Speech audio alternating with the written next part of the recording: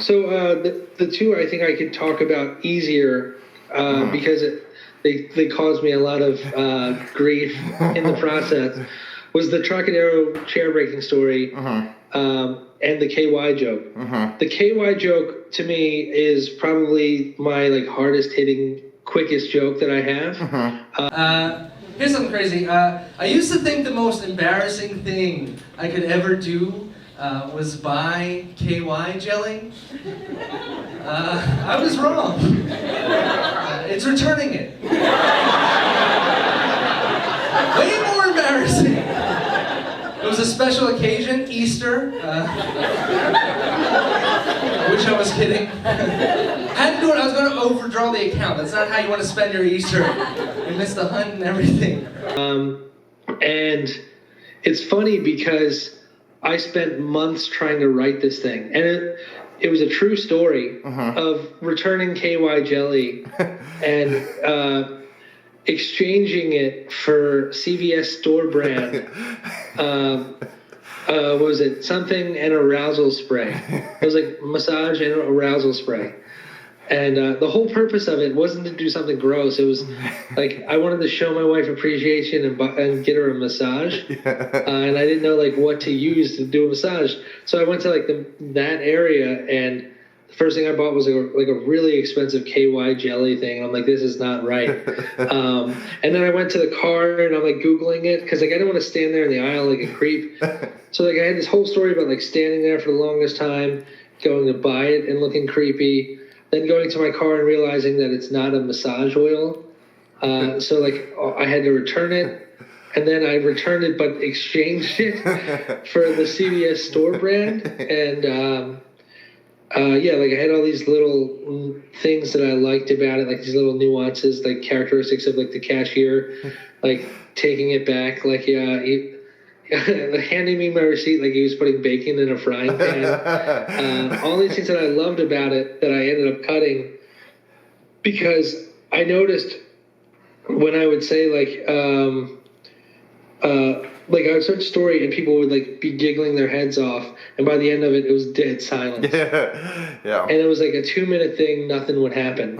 And then one time at Helium at open mic, you know, again, performing the joke to dead silence as I do normally. And I remember just being nervous and in the moment and just blurting out like it's returning. Because I said I used to think that, you know, because I went through the whole story. Yeah. And I just kind of messed up the wording because I was nervous. And I said I used to think the most embarrassing thing I could ever do was buy KY jelly.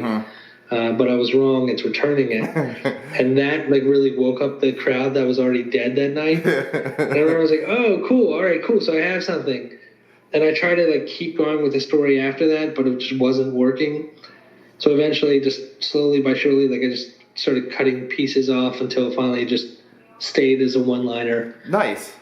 So, Yeah. So if we can think back to that being in the store or whatever, when you walk out and you're like, man, that was such an awkward experience, does something trigger in your head? Does like the monologue writer almost take over and now you're in the car with like now tell me, do you carry a notebook with you and write this down? Do you play on your phone? Like tell me how that process was from identifying that this can be funny to getting it. I mean, I have the pictures. I'm very thankful you sent me all those pictures to getting it down in your notebook. So like, was that very instantaneous? Did you dwell on your head? Like, is this something I need to be sharing? Like, kind of walk me through that part of it then. It was like, as soon as I was in the car, really I was just concerned about the massage. Yeah. And then having to do that return was like, oh man, I know this is uncomfortable. God, this is so uncomfortable. And I think after like I successfully completed the exchange. Yeah.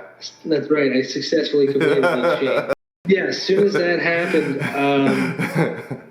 after I was in the clear and the moment was over, I think I just it was in my head. I wrote it down, but I was like, there's no way I'm going to touch this stuff because I don't really talk about like sexual stuff or anything like that. Yeah. And I just remember saying it to a friend and they were just cracking up and they're like, you should really talk about this. And I was like, all right. That's what kind of encouraged me to do it. Now, said to a friend, is that a comedian or just an actual buddy? Okay, who is that then? Jeff Howarth. Jeff Howarth. Okay. Oh gosh, I haven't heard that name in forever. That's awesome. Yeah, Is that important to you for something to make it to the stage that you get either another comic's opinion on it, or you maybe field it out across some feelers kind of thing? Like, is that almost a checkbox to getting to the stage for every joke you do, or maybe in one that you're unsure about?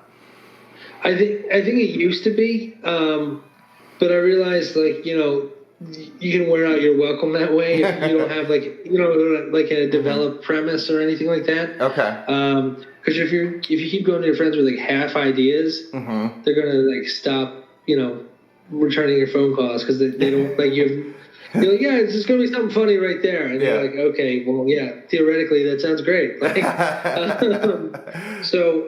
I try to stop doing that. I think now I only reach out to like friends like Chip, who you've had on, and David James and stuff. I'll reach out to them like if I'm really struggling with a joke, just to kind of like get like a fresh set of like ears on it and see what they think. Okay. But normally I just kind of like write it, listen back to the set, rewrite it, and just continue that process over and over until I'm happy. Nice. Okay. That's okay, and we'll talk more about that. I just kind of want to keep going and touching on your career a little bit more, but that gives me some good jumping off parts. I did write down a question here. I am taking notes. But so you mentioned in the KY jelly joke that you got the crowd was kind of dead.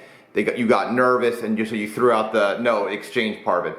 Do you look for that now? In order for a joke to stay in your set, does it need to pass the test of waking a crowd up? Like in an open mic sense or whatever sense, like if you're doing a headlining set or a featuring set, I know that if Jake's telling that joke, he was in some hell show somewhere, and this joke woke up a crowd. Is that a criteria for a joke for you now?